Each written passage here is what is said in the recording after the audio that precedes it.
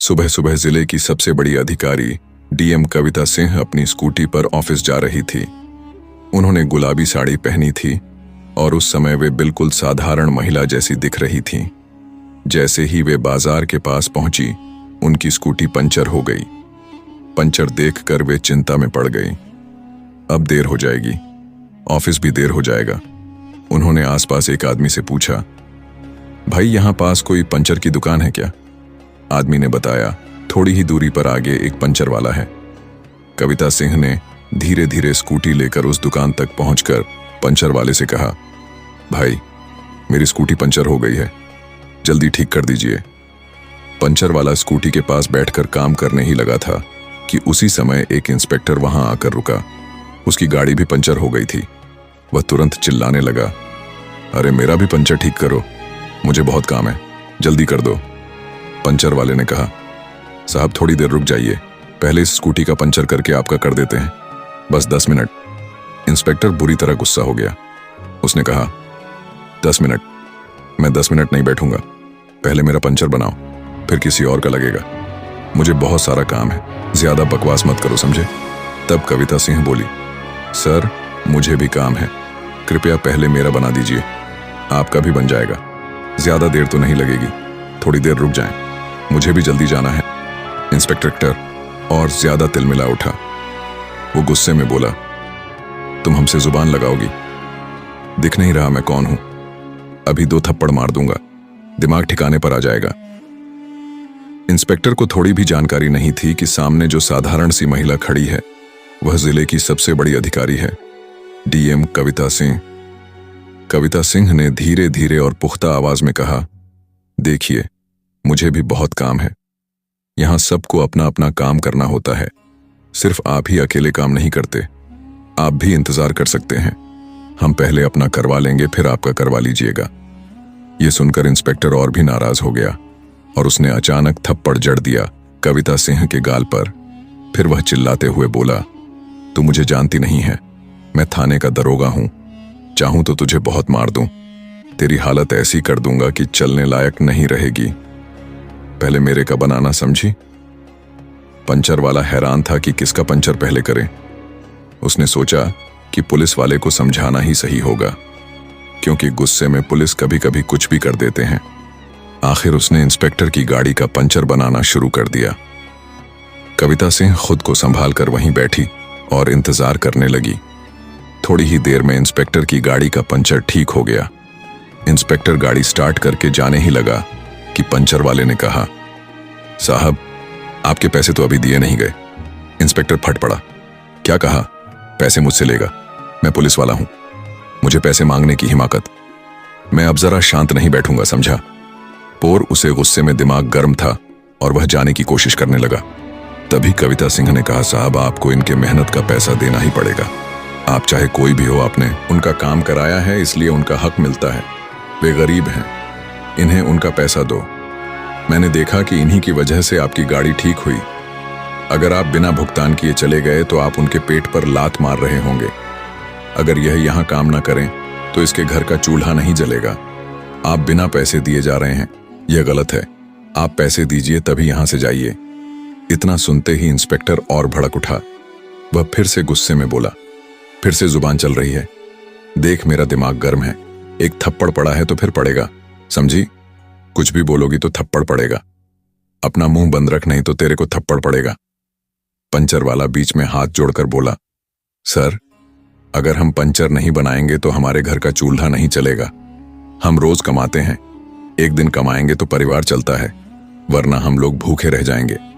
आप लोग हम जैसे गरीबों के पेट पर लात मत मारिए, हमें हमारी मेहनत का पैसा दीजिए सर। ये सुनते ही इंस्पेक्टर आदित्य वर्मा तमतमा उठा और गुस्से में आकर पंचर वाले को थप्पड़ मार दिया। पंचर वाला बेचारा हाथ जोड़कर माफी मांगने लगा।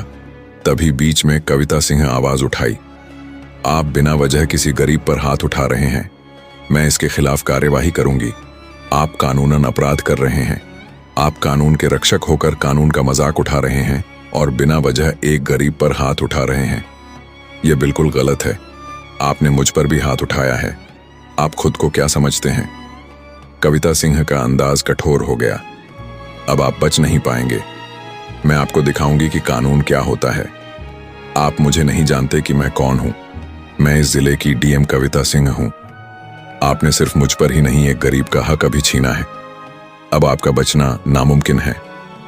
इंस्पेक्टर आदित्य वर्मा हंस पड़ा और तिरस्कृत लहजे में बोला, क्या कहा तुमने? तुम मेरे ऊपर कार्यवाही करोगी? तेरे अंदर इतनी ताकत है क्या? ज्यादा जुबान निकाली है तुमने। अभी तुम्हारी जुबान खींच लूंगा।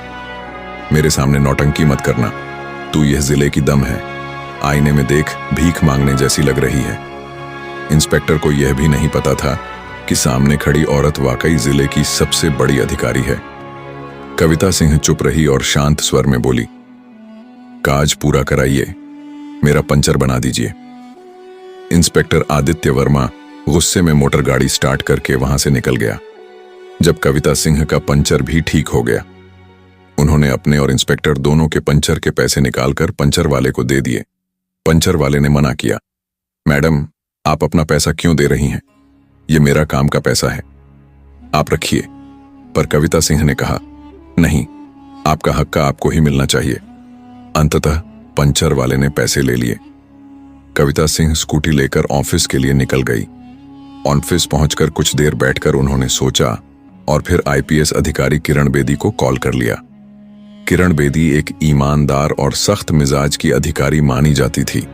वह कानून का बहुत सम्मान करती थी और हर मामले को न्याय के साथ निपटाती थी। कविता सिंह ने पूरी घटना किरण बेदी को बताई कि थाने का एक इंस्पेक्टर लोगों के साथ बुरा व्यवहार कर रहा है, गरीबों को तंग कर रहा है और उस पर भी उसने उन्हीं पर हाथ उठाया। यह सुनकर किरण बेदी गुस्से से तिलमिला उठी। उन्होंने कहा, अगर हमारे जिले का कोई इंस्पेक्टर ऐसी हरकतें कर रहा है और हमें इसकी भनक नहीं लग रही, तो मैं आज ही इंस्पेक्टर आदित्य वर्मा के खिलाफ कार्रवाई शुरू करूंगी। मुझे आपका साथ चाहिए। डीएम मैडम, कविता सिंह ने कहा, ठीक है, मैं आपका पूरा साथ दूंगी। उसे निलंबित कराकर उसकी इंसाफ के हिसाब से सजा दिलवाऊंगी। फोन रखते ही आईपीएस किरण बेदी तुरंत थाने पहुंची। जैसे ही वे थाने के अंदर दाखिल हुई, वहां का माहौल अजीब सा लगा। इंस्पेक्टर आदित्य वर्मा अपनी कुर्सी पर बैठा था। दोनों पैर टेबल पर रखे हुए उसे देखकर लग ही नहीं रहा था कि वह एक पुलिस अधिकारी है, बल्कि ऐसा लग रहा था जैसे कोई गुंडा हो। आईपीएस किरण बेदी को देखते ही इंस्पेक्टर घबरा गया। उसने जल्दी से पैर नीचे की और हकलाते हुए बोला, नमस्ते मैडम, आप यहां कोई काम था क्या?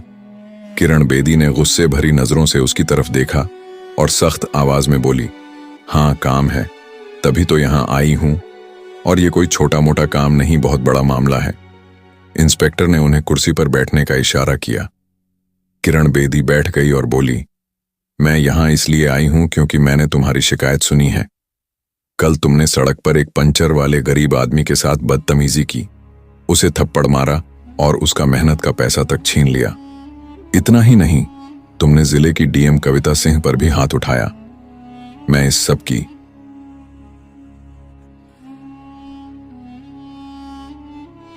जांच करने यहां आई हूं। यह सुनते ही इंस्पेक्टर आदित्य वर्मा के होश उड़ गए। उसके पैरों तले जमीन खिसक गई।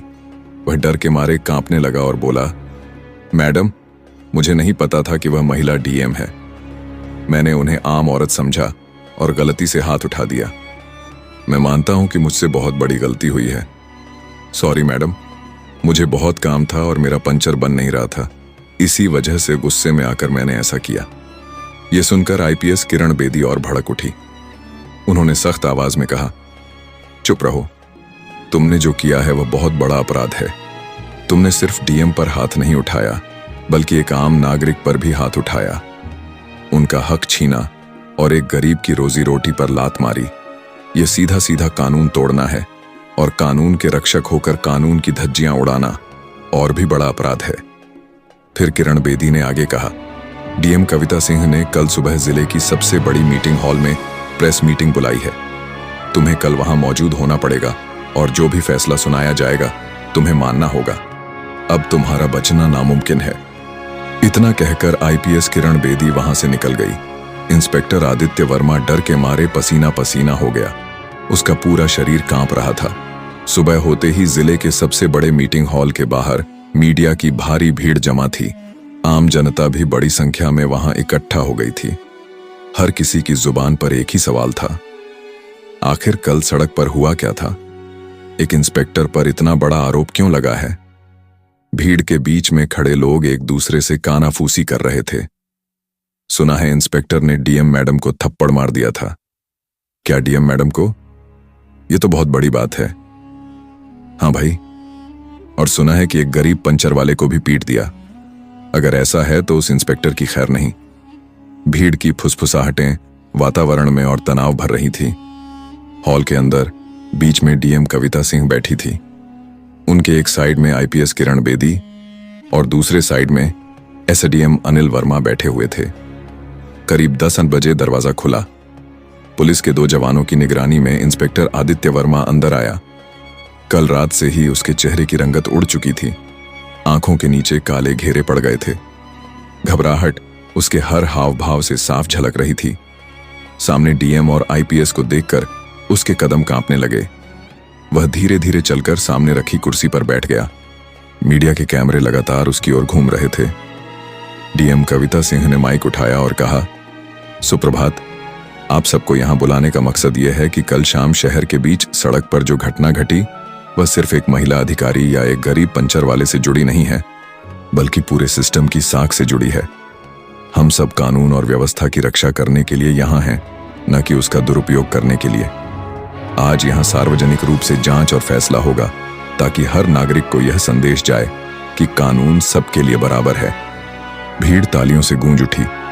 कविता सिंह ने सबसे पहले पंचर वाले को बुलाया। गरीब आदमी कांपते हुए मंच पर आया। उसके चेहरे पर अब भी कल के थप्पड़ का निशान साफ दिख रहा था। उसने हाथ जोड़कर सबको नमस्ते किया। किरण बेदी ने सख्त लहजे में कहा, बता दीजिए कल सड़क पर क्या हुआ था? पंचर वाले ने हिम्मत जुटाकर बोला, मैडम, मैं गरीब आदमी हूं, रोज कमाता हूं, रोज खाता हूं। कल मैडम डीएम कविता सिंह का स्कूटी पंचर हुआ था। मैं बना ही रहा था कि तभी इंस्पेक्टर साहब आ गए। उन्होंने कहा कि पहले उनका पंचर बनाऊं। मैंने विनती की कि 10 मिनट रुक जाए, लेकिन उन्होंने जबरदस्ती किया।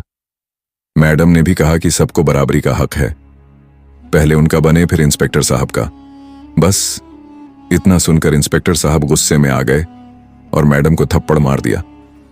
फिर मेरे ऊपर भी हाथ उठा दिया और मेरे पैसे देने से मना कर दिया। उसकी आंखों में आंसू भर आए। सारा हॉल सन्नाटे में डूब गया। मीडिया के कैमरे हर भाव कैद कर रहे थे। जनता से हाय हाय और शर्म करो जैसी आवाजें आने लगीं। अब डीएम कविता सिंह ने खुद सारी घटना बयान की। उन्होंने शांति से बताया कि कैसे इंस्पेक्टर ने न सिर्फ एक नागरिक के हक को छीना, बल्कि कानून की गरिमा को भी ठेस पहुंचाई। अगर जिले का एक इंस्पेक्टर सड़क पर खुलेआम इस तरह की हरकत कर सकता है, तो आम जनता का क्या हाल होगा? हमें सोचना होगा कि हम कानून का पालन करवाने वाले हैं या कानून को तोड़ने वाले। उनकी आवाज में दृढ़ता थी। भीड़ ने जोरदार तालियां बजाई। अब बारी इंस्पेक्टर आदित्य वर्मा की थी। वह कांपते हुए खड़ा हुआ। पसीने से उसका माथा भीग गया था। मैडम, मैं मानता हूं कि मुझसे गलती हुई, पर मैंने जानबूझकर नहीं किया। मैं तनाव में था, बहुत काम था